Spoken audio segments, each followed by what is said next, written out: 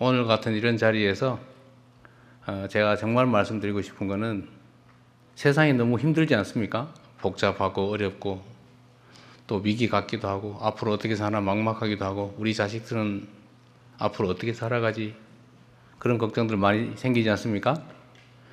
이럴 때일수록 사실은 그 그룹의 리더 역할이 정말로 중요하다는 생각이 들어요. 어떤 방향으로 어떤 생각으로 어떻게 하느냐에 따라서 규모가 크든 작든 그 집단이 살아남을 수도 있고 사라질 수도 있고 흥할 수도 있고 망할 수도 있는 거죠. 저는 그런 생각을 가끔씩 해봅니다. 역사적으로 볼 때 과학 문명에 투자하고 관심 가진 국가 체제는 흥했고 과학 기술을 폄훼하거나 무시하는 체제는 망했죠. 가깝게 조선시대를 봐도 세종이 과학기술 인재들을 참으로 중히 여기지 않았습니까? 비록 신분이 낮아도 실력이 있으면 면천해 주면서까지 일을 맡겼고 정조 때도 마찬가지였던 것 같아요. 그때는 과학기술을 받아들이고 연구하려고 노력했죠. 그리고 국가정책 수행에 이를 잘 활용하려고 노력했습니다. 사실 최근에 대한민국이 여러 면에서 전 세계로부터 각광을 받고 있는데 저 나라가 어떻게 식민지에서 해방된 그야말로 세계 최빈국 중에 하나였는데 이 짧은 시간에 세계에 내놓을 만한 선진국으로 도약했을까?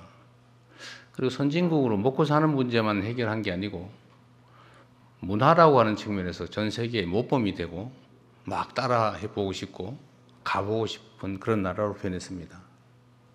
물론 가야 될 길이 멀긴 하지만 이렇게 대한민국이 경제적으로, 문화적으로, 또 군사적으로, 정치적으로 모든 면에서 전 세계인들이 정말로 부러워할 만한 위치에 오게 된 아주 결정적인 이유는 우리가 가진 것은 특별히 없지만 자원도 없고 특별히 물려받은 것도 없고 무슨 땅덩어리가 큰 것도 아니고 그런데도 불구하고 이렇게 우리가 전 세계인의 부러움을 사게 된 제일 큰 이유는 우리 국민들이 공부를 열심히 했기 때문이죠. 그렇죠?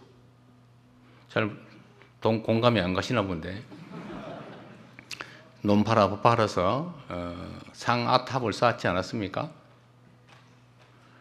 자식들 어떻게든지 잘 살게 해보겠다고 최선의 노력을 다한 게 학교 보내는 거였어요. 배고라서 먹고 살기가 어려워도 생계수단인 논을 파는 한이 있더라도 자식들에게 공부를 시켜서 더 나은 세상 만들어 보겠다고 했던 우리 선배 세대들의 노력이 결국 오늘의 대한민국을 이렇게 만들 거 아니겠습니까? 사실 여기 계신 젊은 분들도 비슷하죠.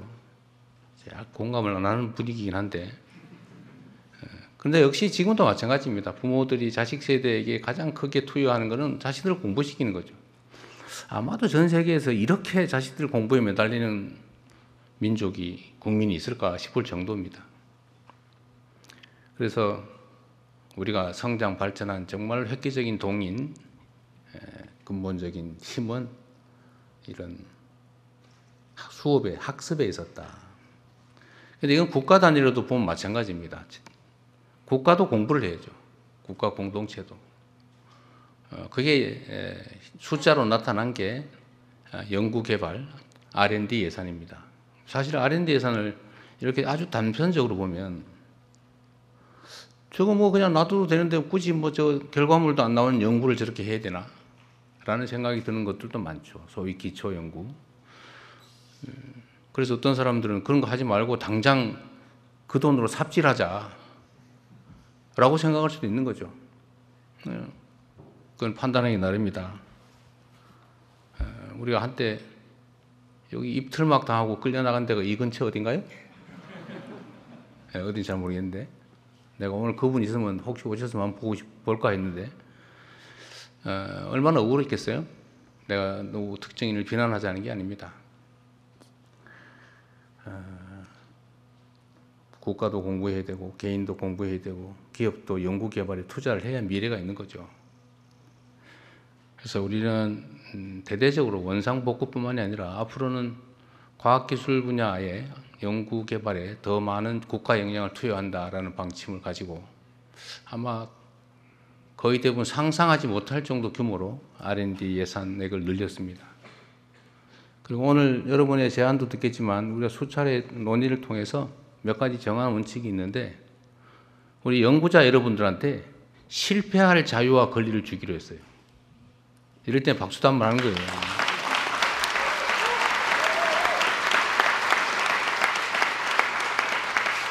제가 연구개발에 참여하는 분들한테 들은 얘기 중에 제일 황당한 게 대한민국은 연구개발 R&D 성공률이 90%가 넘는데요. 다 성공한대요. 얼마나 훌륭합니까? 그때 가장 황당한 일이죠. 그렇게 쉽게 성공할 걸 뭘로 합니까? 연구개발이란 특히 공공부문의 연구개발 투자는 정말로 어려운 과제들을 새로운 길을 내는 것이어야 되죠. 실패하면 어떻습니까? 그 실패가 또 쌓여서 성공의 자산이 되는 거죠. 그래서 실패를 용인하는 그런 제대로 된 연구개발을 할 수 있는 환경을 만들자. 그래야 나라가 흥할 수 있겠다 그런 생각이 들었어요.